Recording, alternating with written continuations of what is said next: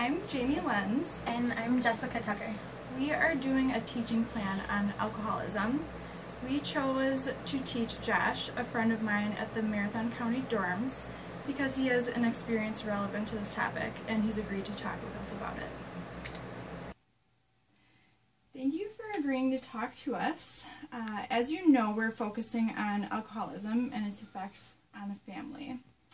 What is your definition of alcoholism? I would say it's a reliance on alcohol that wouldn't be leisurely anymore. Okay. Now, I'm aware that you have some sort of experience with this. Would you mind sharing with us about it? Absolutely.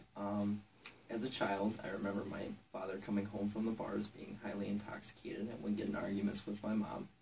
And then fast forward a couple years when he stopped drinking for a little while to about 14 to 15 years old, and then he picked back up where he left off, and it ended with the last time me talking to him when he was highly intoxicated and basically wanted to fight with me and told me that I should go kill myself. So that's about it. And that was the last time you talked to him? Yep. That must have been really difficult for you. Thank you for sharing. Your story actually really ties into what we want to present today.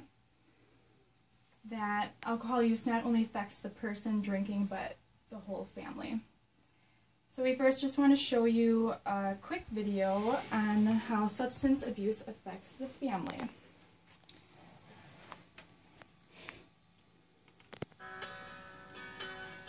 One of the biggest misconceptions about substance abuse is that someone will say that they're only hurting themselves, when this is completely wrong. Substance abuse hurts the people the closest to them because, number one, it dominates their thoughts and actions. And it does this by simply taking control of their behavior. Number two, it occupies their time, money, and attention. An example of this would be spending the house payment or the car payment or the rent on drugs instead of the family, or even taking groceries off the table by spending their paycheck before they go out and provide for their family. And number three, it deteriorates their values and behavior. People's moral compasses will change regarding the drugs that they use or the situations they're in. Stealing or cheating or using people or manipulating people will no longer become a factor in their way of thinking. All of these changes directly affect the whole family.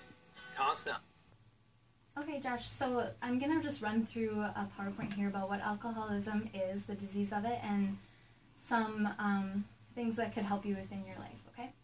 So alcoholism is a disease. It's an addiction to alcohol. It causes a range of consequences to themselves and the people around them. It's chronic and progressive. The desire to drink is so strong that the mind finds many ways to rationalize drinking, even when there are consequences such as hurting loved ones. In many cases, alcoholism requires professional help. It is not anyone's fault. Children especially need to understand that they should not blame themselves. 1 in 5 adult Americans have lived with an alcoholic relative while growing up.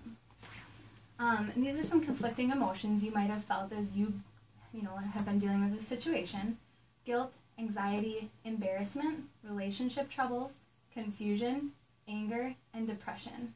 And common feelings you may experience growing up with a parent guardian suffering from alcohol abuse.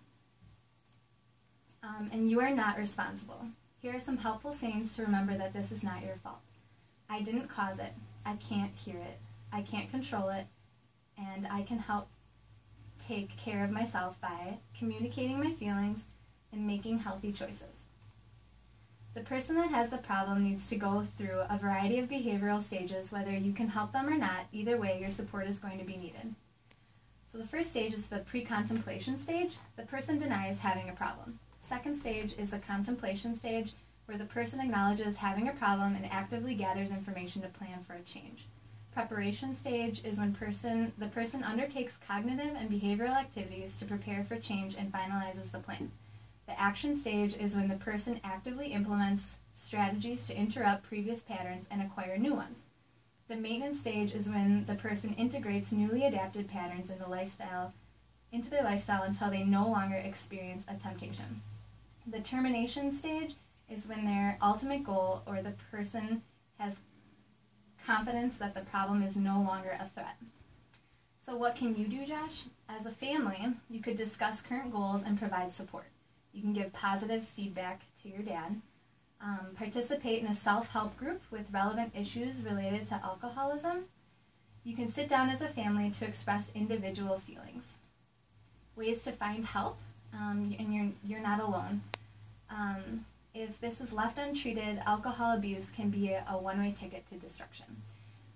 You could advise your dad to contact a local therapist to set up a family therapy session. You can also have him contact the American Addiction Center for more information in your area on the self-help programs. So regrettably, no family is born with the knowledge of how to deal effectively with alcohol addiction. It is a skill that must be learned and practiced daily, just like riding your bike. Sometimes you fall down and you still got to get back up. So this concludes our teaching plan on alcoholism. Thanks, Josh, for your time.